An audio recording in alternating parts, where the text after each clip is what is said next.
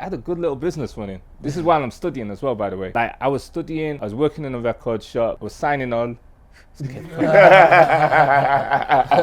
People would be saying, how can they support the channel? Chiso by Chiso. I've got tops, got hoodies, I've got the Dragon Ball Z tees, like the Pain and Full Star tees. You lot could support, buy some of the merch. I'll be able to churn out more content. This one I'm just waiting by myself for the moment, and I'll bring out more colours. Please support. Episode on the way. We've got DJ Semtex in this episode, and we've got Gabriel Silent. Please stay tuned, stay tuned, stay tuned. Welcome, Semtex, man. What's going on, man? What's going on? I appreciate you for coming through, man. No, it's cool, man. Had to, innit? Had to. Imagine it, he was on the phone walking, and I'm coming out, about to drive out my house. Yeah. And I was talking to one of my neighbours, and literally just wound down the window, and I was like, yo, big man. Yeah. And just hit him up, and he was like, yeah, he's on the phone, but I said, I'll message you a DM. Literally replied back to the DM. This was Saturday, right? Yeah. Okay. A couple of days later. Literally that quick. Okay, no, I appreciate Most it, people, man. you message them, and you might not get nothing. Yeah. Yeah. But literally straight away. Yeah. Oh, good stuff, man. Good stuff. Welcome, man. So today's about you, the music game, DJing, the lot. How long you been DJing now? Years, man. It's like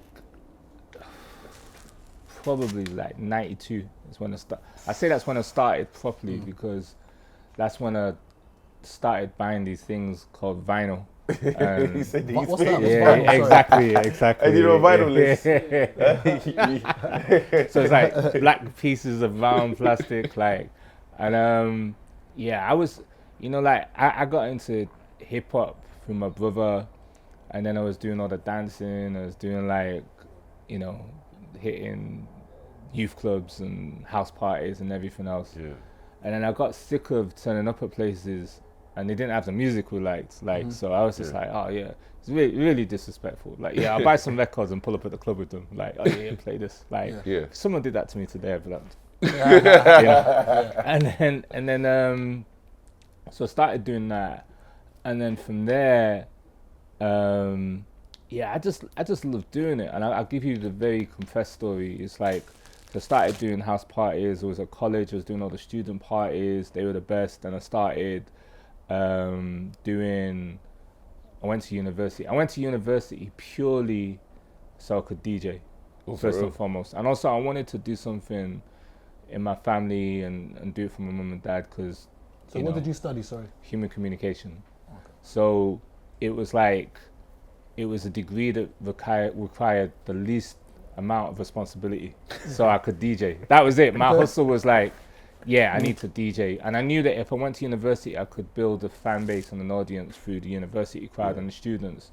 So repeat that again. I wanted to understand what you said just there. Please repeat that again. Okay. So, from Manchester, from Cheetham Hill, and I knew that if I go to university, I could build a fan base and a community. It'll give me an audience where, it would help me get bigger as a DJ. I wasn't even thinking about money. I wasn't even thinking about from monetizing or anything like that. I just wanted to play. I just wanted to DJ. So that's why I went to university. But what I didn't realize at the time is that by going to university, it benefited me in so many ways. It's the best thing I could have done because doing a degree gives you discipline. You got to work towards deadlines. You got to, do essays and dissertations that make sense and use of words and language. I did a degree called Human Communication. I thought it'd be easy to do, but it actually helps me from everything to this day, from moments like this to business meetings, to standing on stage in front of 100,000 people. Best degree I could have ever done, like being a DJ, broadcaster, podcaster and everything else. So from being at university and doing parties and everything else, I used to speak to record labels, and I was just a happy guy, man. I was just like, just send me everything and I'll promote it in the raves and da-da-da-da-da. I wasn't on a money flex or anything. But doing university, DJing and everything else, I learned about the music industry. I learned about marketing. I taught myself marketing because I was putting on my own raves. When you're starting out, nobody puts you on. Nobody wants to book you until you got some kind of value, right? So I put on my own raves, and I was doing, because I used to do tagging back in the day and the whole graphing and everything. like I was used to being on the streets, like painting up the streets. So with this, like I was doing fly postering, and I knew where to put the posters and everything else. And then as I was doing fly postering, I'd go past on the bus going to uni. I'm like, oh shit, my logo needs to be bigger. I need to use that color scheme, not that. Or that house rave over there's got a better poster because they do it like that, and da da da da da.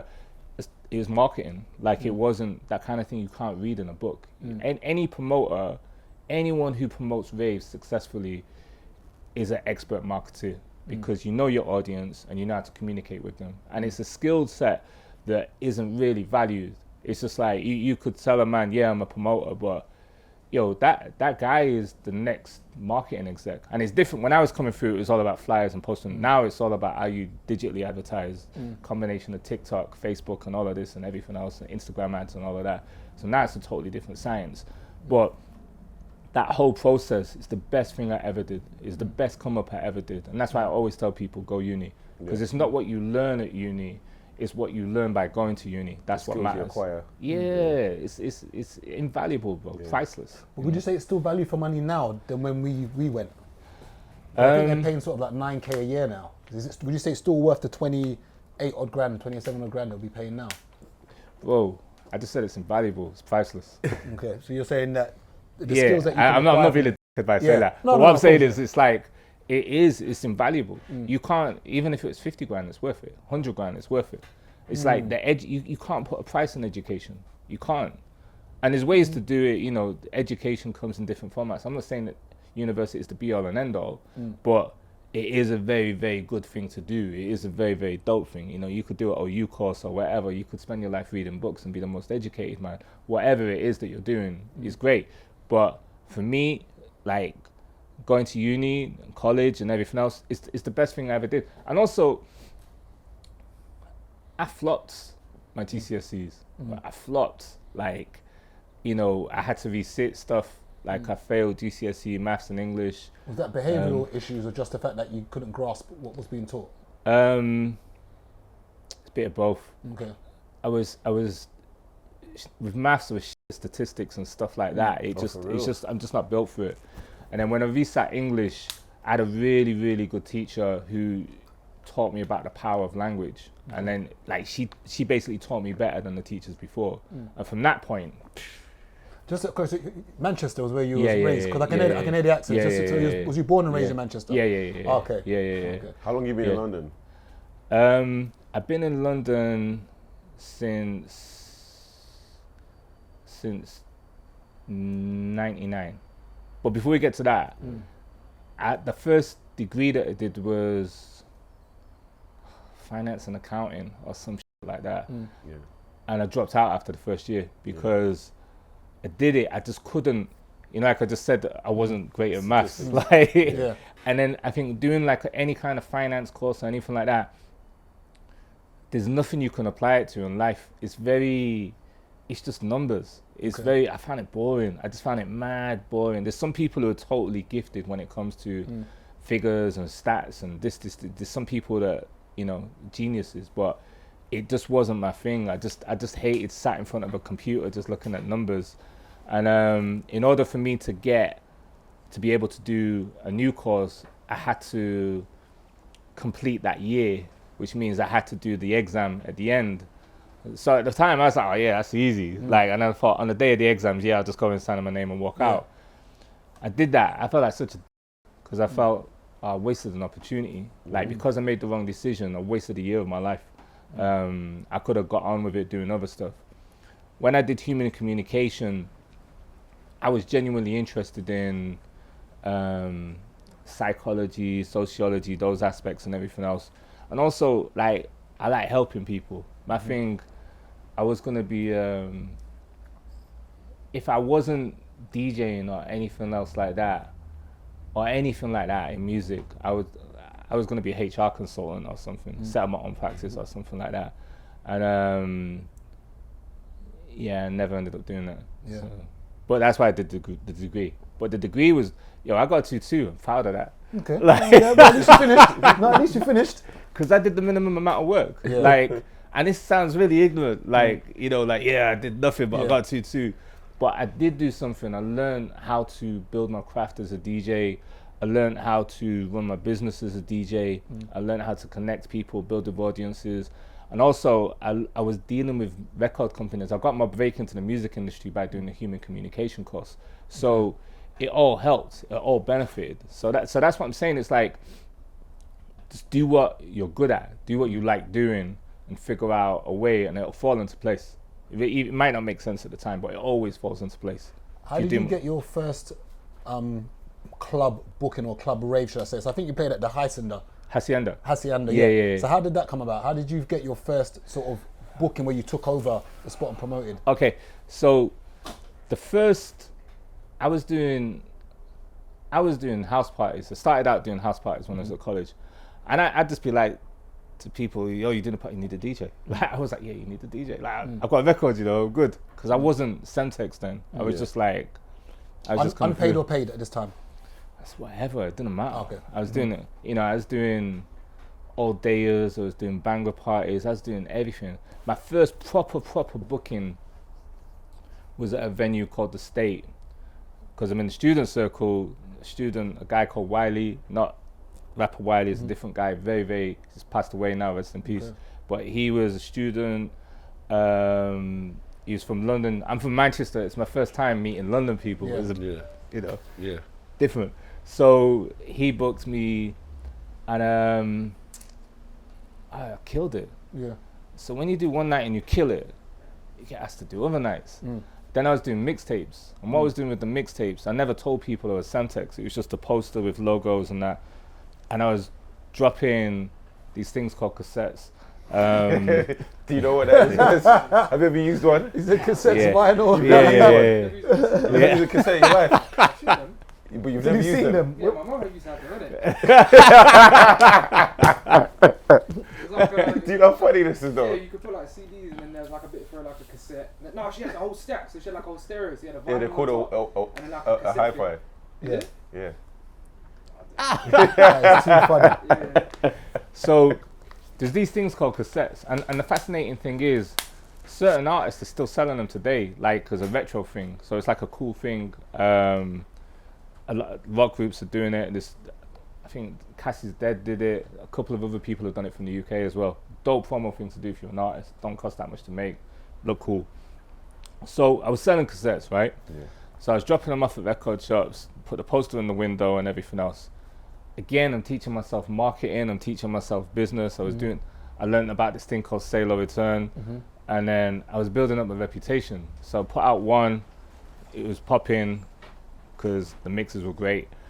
Then volume 2, then volume 3. And then what I started doing was I'd go to Nottingham, do a party, leave a batch there. I'd go to Scotland, do a party, leave a batch there. I'd go to Paris, which was a real trip for me because now I'm selling stuff outside of the country. It's like, you know, like people talk, you know, you hear all this stuff in tracks about moving weight and everything else. I was moving cassettes. Like I was manufacturing them and then dropping them off at shops. I'd have days where I'd have to go to the post office and just with stacks and stacks of packages and everything else. And it was the best thing I've ever done. Like in terms of your come up, because you're building your brand, you're understanding what you need to do to increase your worth, and you're building an audience, you're building a fan base, you're building a reputation. One of the guys who gave me a shot in London is a guy called DJ Iron. Right, he runs this promotion company to this day called Media to Radio, and he used to work in Red Records in Brixton. I remember Red Records. I used to get on the train from touchdown at Piccadilly Station and hit all the stores. There's a store called Wild Pitch, there's Black Market, all of them. I had a list, like I had a tech. So I'm like, sorry, how old are you at this point now? Sorry, I just wanted to get the journey. I can't even remember, but it's mid-90s or something. Mid-90s. So I'm from Manchester. I'm pulling up in Brixton. You sell some of these, and Iron could have been. He could have been like, nah, man, who the f you like. He could have been like, but he was like, nah, you really, really, like helped me. And to this day, he promotes my music to this day. So it's like, it's crazy that I've known him for so long and everything else. And it goes back to everything I'm saying. When you put yourself on, when you're building your own thing, you make contacts that you've got for life. Like, but it's all about building your brand, your reputation, and it's also about being sincere and being very 100 with the people that you work with, right? So, yeah, every month I'd come down to Brixton, collect money, drop more things off. It was like I had a good little business running. This is while I'm studying as well, by the way. Like I was studying, I was working in a record shop, I was signing on. Might as well, innit? I was getting a student grant, everything. I was getting money every way. I was like, I used to sit with my student friends and they're all complaining, like they moved up from London and you know, there's always complain about being broke. I was good. I was all right. I was like, I was, you know, I was like, I love uni. You know what I mean? So I did everything. I've always done like 6 or 7 or 8 different things. And I don't advise the signing on thing. Like, I got done for that. Oh, they caught you, yeah? Serious? They called me in one time and they were like, oh yeah, we hear you've been working, we hear you do this and that. And I was just like, oh man. I was like, I'm really sorry though. I don't know what else to do. But the guy was cool. He was like, you know what, between me and you, this council's got more money than me and you will ever have. He said, just don't do it again. I was like, oh, cool. Yeah. I was just like, because you know, one of them things, like, I was doing other things as well. I'm not going to talk about it on this, but it was like, you just do it, innit? Because your friends are doing it or whatever. But my main thing was always the mixtapes, the DJing and everything else. And the reason why I was stacking up the money is so I could go to New York and get more records. I used to go to New York, like the man them who were proper doing things in the ends, they were like, oh, you're mad going to New York by yourself, are you mad? Like, doing it. I used to just get on a plane, land, touchdown in New York, hit all the record stores, hit all the record labels, hit the clubs, whatever was going on, I just did it myself. First time I went there, I stayed at the youth hostel. Like, it was like $20 a night to stay. And it's like, you stay in this room and there's other people stay in the room. Like, talking about it now, it just sounds mad dangerous and dodgy as I loved it. It's the best thing I ever did. I used to just jump on a train, go to Brooklyn to check it out. And that's how I got most of my connects in New York to this day. So it was all like, everything was funded through what I was doing, DJing, mixtapes and everything else. Was just constantly building my brand. Constantly networking. Constantly. Never stopped. Who was you watching? As in, who did you want to emulate? So you've got a journey of where you're hustling legitimately. You're realizing that you're going to do mixtapes. You're going to put it here, do it here, do sale no return. You're going to America. This is before the internet was big. You're doing this before everything. So I'm trying to think, how did you know this? Who was you watching? What did you, or is it just in you? There's a couple of people. There's a guy in Manchester, a guy called Sefton Terminator. He used to be a champion beatboxer. He's like my OG. So I'd see him doing stuff. Like, he's the first to give me a shot at doing a job in a record shop. So I was learning from him. Magazines. I used to read the Source magazine, XXL and everything else. And I was like, I was just like, nah, man, I can do this. You know, the whole thing, I just wanted to have the hottest new records. How do you get them? Go to New York, go to the record shop. They got mixes you'll never get over here, or da-da-da-da-da. It's all changed now, everything's online. But, and then, it was that. And then also, because I was selling mixtapes in stores, I needed the music quicker. I needed hot new music before, because you're working 3 months in advance. I was like, no, I need the promos. I need to be ahead of everyone. So, I just learned through going into record shops and everything else. If you go to America, you can get stuff earlier. That was it. Moving from there, I think you started playing at One Extra. I think it was in 2002. When did you start playing? Yeah. When it started, it was definitely the beginning. Oh, so you was literally, as it was built, you literally was like the first. I was one of the first DJs chosen to do it. So you know what, 15 years? It was there. I did it for 15 years. When I first started, there's some really, really great people that was working there. Some really, really dope DJs.